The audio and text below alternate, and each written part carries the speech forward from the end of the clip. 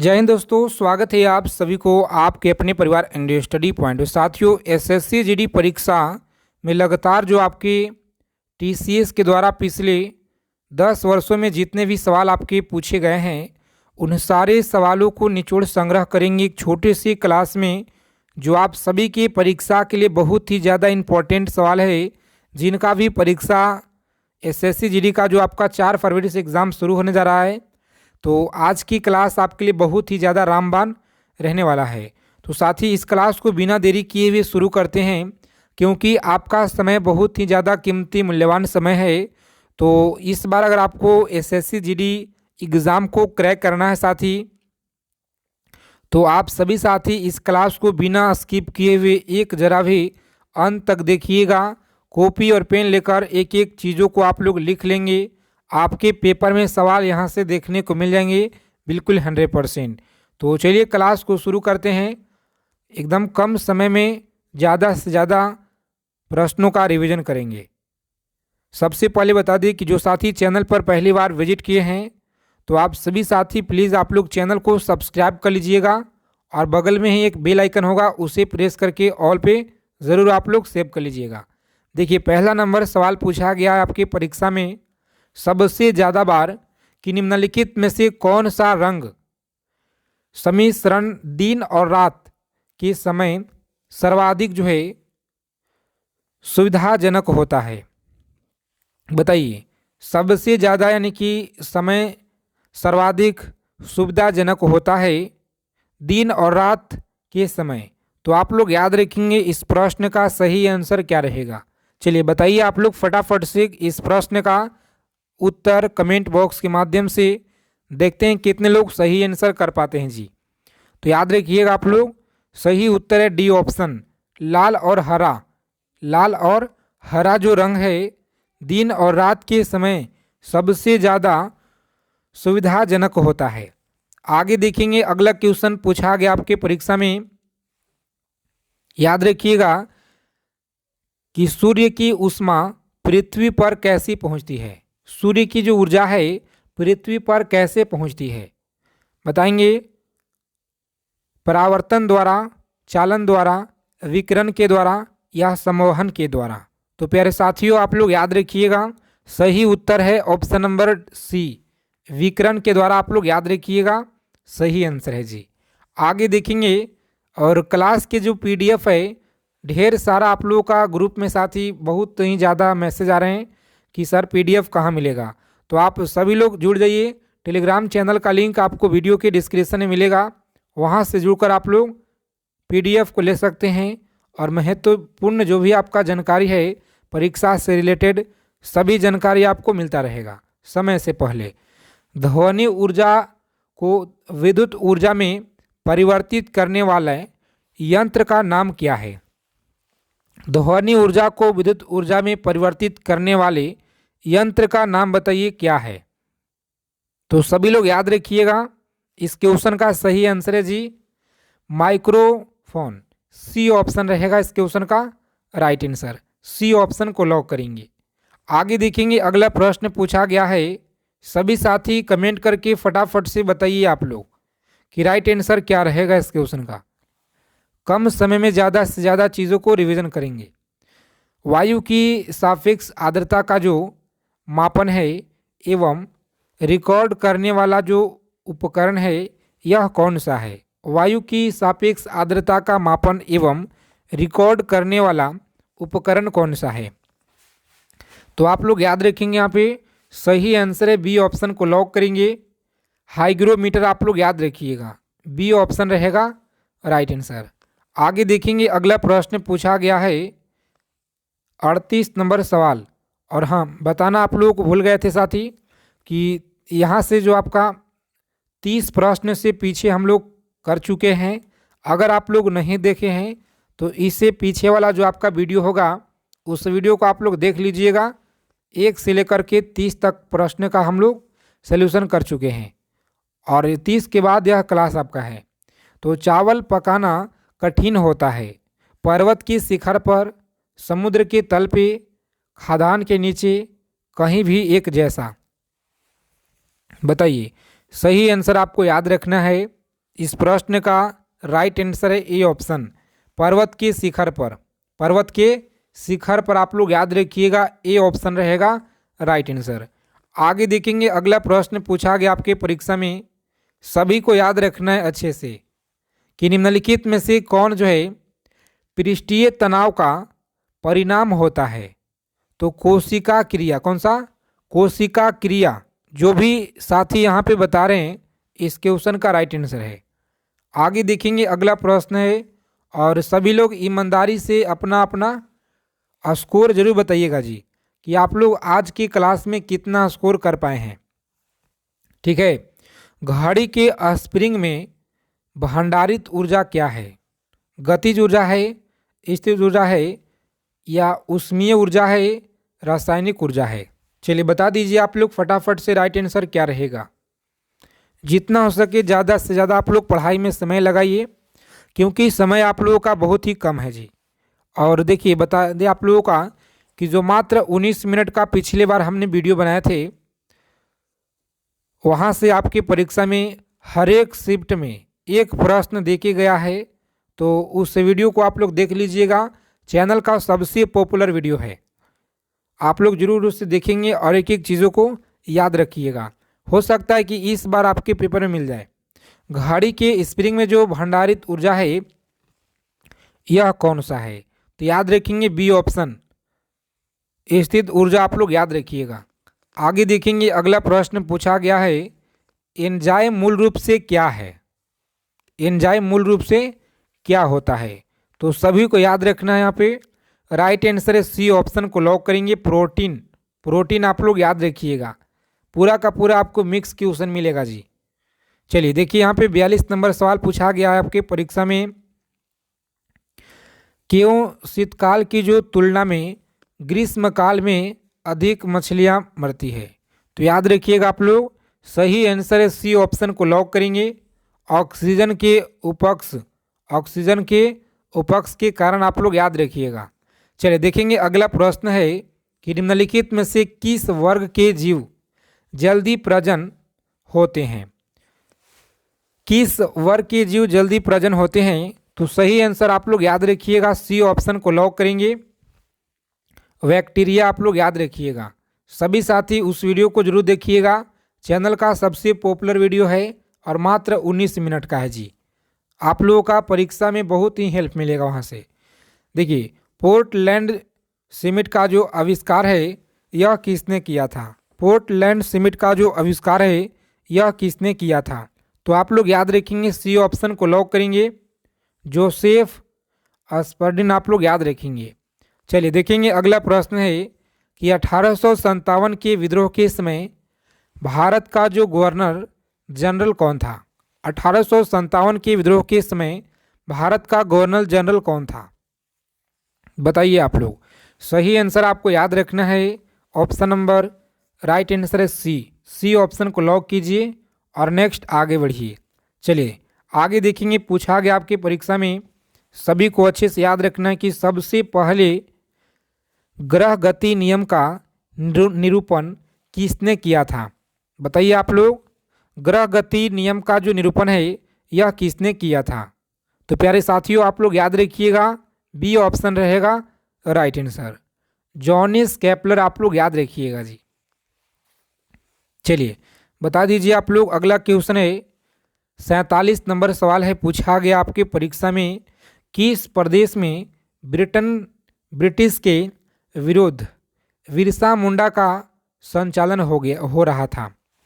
पंजाब में, छोटा नागपुर, तराई या मणिपुर में? और जितने साथी क्लास में पहली बार विजिट किए हैं तो सभी से प्लीज़ रिक्वेस्ट है कि आप सभी लोग साथी चैनल को सब्सक्राइब कर लीजिएगा और बगल में एक बेल आइकन होगा उसे प्रेस करके ऑल पे ज़रूर आप लोग सेव कर लेंगे। साथी याद रखिएगा आप लोग, सही उत्तर है बी ऑप्शन, छोटा नागपुर याद रखेंगे जी।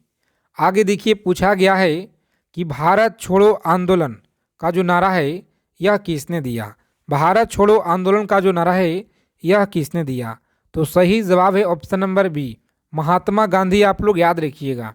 चलिए देखेंगे, अगला क्वेश्चन पूछा गया है कि संग्रहालय में कुषाण की जो मूर्तियां का संग्रह अधिक मात्रा में है? बताएंगे आप लोग, अधिक मात्रा में है। सही आंसर आप लोग याद रखिएगा, ए ऑप्शन को लॉक करेंगे, मथुरा संग्रहालय आप लोग याद रखेंगे जी। चलिए देखेंगे, अगला प्रश्न पूछा गया है कि महाभारत के लेखक कौन हैं? महाभारत के लेखक कौन हैं? 50 नंबर सवाल है आपकी स्क्रीन पे, तो सभी लोग याद रखिएगा अच्छे से। वेद व्यास आप लोग याद रखिएगा, वेद व्यास आप लोग याद रखिएगा। चलिए आगे बताएंगे, अगला सवाल पूछा गया है आपकी परीक्षा में, सभी को आंसर करना है कि अर्थशास्त्र की पुस्तक के लेखक कौन हैं? अर्थशास्त्र के पुस्तक के लेखक कौन हैं? तो कौटिल्य आप लोग याद रखिएगा। कौन है? कौटिल्य आप लोग याद रखिएगा, इस प्रश्न का सही आंसर है। आगे देखेंगे, अगला प्रश्न पूछा गया है, जातक कथा का जो संबंध है यह किसे है? बताएंगे, जातक कथा का संबंध किसे है? तो बौद्ध धर्म से आप लोग याद रखेंगे, बी ऑप्शन रहेगा इस क्वेश्चन का राइट आंसर। आगे देखेंगे, पूछा गया सवाल है आपके परीक्षा में, सभी साथी एक एक चीज़ों को समझिए और अच्छे से आप लोग याद रखिएगा, आपके पेपर में सवाल साथी यहीं से मिलेंगे। देखिए, विंग्स ऑफ फायर के लेखक कौन हैं? बताइए आप लोग, विंग्स ऑफ फायर के लेखक कौन हैं? मोस्ट इम्पोर्टेंट सवाल है आपके परीक्षा की दृष्टि से, सभी को याद रखना है। राइट आंसर क्या रहेगा? एपीजे अब्दुल कलाम, एपीजे अब्दुल कलाम आप लोग याद रखिएगा। चलिए बताएंगे आप लोग, सही आंसर क्या रहेगा? सभी को याद रखना है, गांधी जी ने अपना जो दांडी मार्च है यह कब शुरू किए थे? गांधी जी ने अपना दांडी मार्च 12 मार्च 1930 को शुरू किए हुए थे। ए ऑप्शन रहेगा इस क्वेश्चन का राइट आंसर। चलिए देखिए, अगला प्रश्न है, जितना कम समय हो सके ज़्यादा से ज़्यादा हम लोग रिवीजन करेंगे, ठीक है। अष्टाध्याय के लेखक कौन हैं? तो पाणिनि आप लोग याद रखिएगा, सी ऑप्शन इस प्रश्न का राइट आंसर है जी, पाणिनि आप लोग याद रखिएगा। आगे देखेंगे, अगला प्रश्न पूछा गया है, सभी साथी अच्छे से याद रखिएगा, बहुत ही महत्वपूर्ण सवाल है आपके परीक्षा की दृष्टि से, जो लगातार आपके एसएससी जीडी के परीक्षा में टीसीएस के द्वारा लगातार पिछले 5 वर्षों में आपके पूछे गए थे। चलिए आगे देखेंगे कि रास तनूरा तेल रिफाइनरी किस देश में स्थित है? तो सऊदी अरब में आप लोग याद रखिएगा, सी ऑप्शन है राइट आंसर। चलिए देखेंगे, अगला प्रश्न है, विंस की मूर्ति के नाम से किसे जाना जाता है? बताइए, विंस की मूर्ति के नाम से किसे जाना जाता है? मधुबाला आप लोग याद रखिएगा, किसे? मधुबाला आप लोग याद रखेंगे, राइट आंसर है। देखिए 9 नंबर सवाल है आपकी स्क्रीन पे, कामसूत्र के लेखक कौन हैं?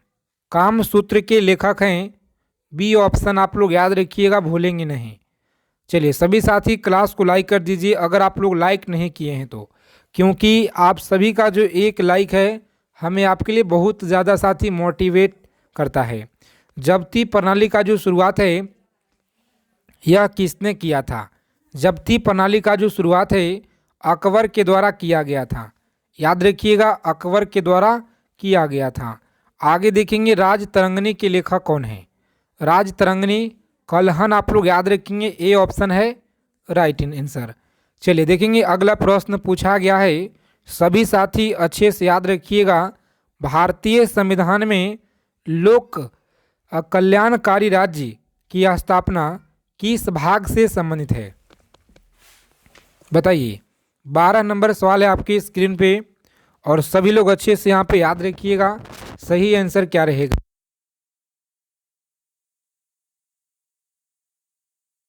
बताइए आप लोग, सही आंसर अच्छे से याद रखिएगा, डी ऑप्शन भाग 4 आप लोग याद रखेंगे। चलिए देखेंगे, अगला प्रश्न है, सभी साथी अच्छे से पढ़ाई कीजिए अगर आपको इस बार सिलेक्शन लेना है तो साथी, क्योंकि इस बार आप लोगों का समय ज़्यादा अब नहीं बचा हुआ है, जितना हो सके ज़्यादा आप लोग एफर्ट लगाइए। भारत जो है, भारतीय के लेखक कौन है? मैथिली शरण गुप्त आप लोग याद रखिएगा, ए ऑप्शन है राइट आंसर। आगे देखेंगे, कुंभ मेला कितने वर्षों के अंतराल पे होता है? तो 12 वर्ष के बाद होता है, कितना? 12 वर्ष आप लोग याद रखिएगा। चलिए देखेंगे अगला प्रश्न है कि पृथ्वीराज रासो के लेखक कौन है। बताइएगा आप लोग। पृथ्वीराज रासो के लेखक चंद्रवरदाई कौन है? चंद्रवरदाई, ऑप्शन नंबर सी आप लोग याद रखिएगा। चलिए शोल्डर टका किसका मिश्रण है? बताइएगा आप लोग। शोल्डर टका किसका मिश्रण है जी? सभी लोग अच्छे से याद रखिएगा, डी ऑप्शन टीन का है जी। ठीक है, टीन का आप लोग याद रखिएगा, डी ऑप्शन है राइट आंसर। और क्लास को आप लोग अंत तक देखिएगा, ठीक है सभी साथी, क्योंकि यहाँ से आपके पेपर में डायरेक्ट प्रश्न मिलेंगे जी। सत्यार्थ प्रकाश के लेखक कौन है? बताइए, सत्यार्थ प्रकाश के लेखक कौन है? तो दयानंद सरस्वती आप लोग याद रखेंगे, बी ऑप्शन है सही उत्तर।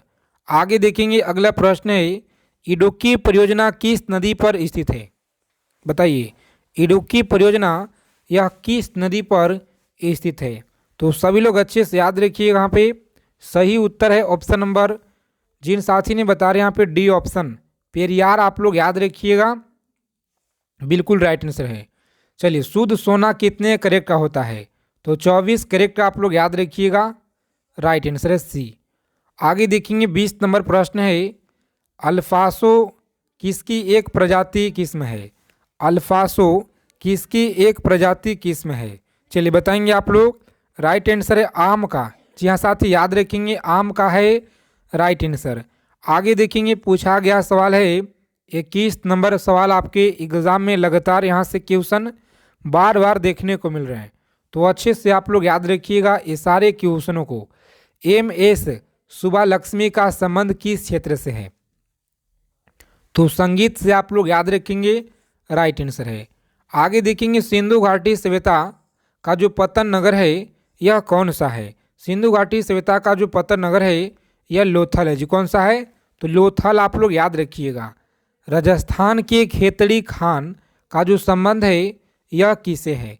तो तांबा से आप लोग याद रखेंगे, बिल्कुल राइट आंसर है। तांबा आप लोग याद रखेंगे, बिल्कुल सही आंसर है जी। चलिए सभी साथी आंसर कीजिए फटाफट से। इंडिका के लेखक कौन है? बताइएगा, इंडिका के लेखक कौन है? तो मेगास्थनीज आप लोग याद रखिएगा, सी ऑप्शन है राइट आंसर। चलिए सभी साथी फटाफट से कमेंट करेंगे। 25 नंबर जो सवाल है, इंडोस्कोप किस पर आधारित है? तो पूर्ण आंतरिक परावर्तन, पूर्ण आंतरिक परावर्तन आप लोग याद रखिएगा, ए ऑप्शन है सही जवाब। चलिए सभी साथी क्लास को लाइक करिएगा और चैनल को सब्सक्राइब करके सभी साथी बगल में आपको बेल आइकन होगा, ऑल पे ज़रूर आपको सेव कर लेना है जी।